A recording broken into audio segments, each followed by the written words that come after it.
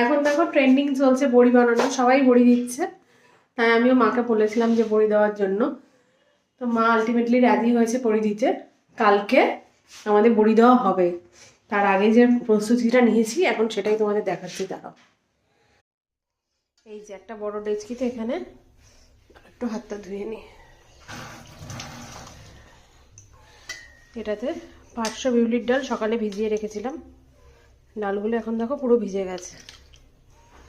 ভেজানোর পরে প্রায় 10-12 বার আমি ধুয়েছি। ধুয়ে যত পাউডার ছিল গায়ের সব উঠিয়ে দিয়েছি ঘষে ঘষে ঘষে ঘষে। আর অনেক কালো খোসাও ছিল, সেগুলো উঠিয়ে দিয়েছি।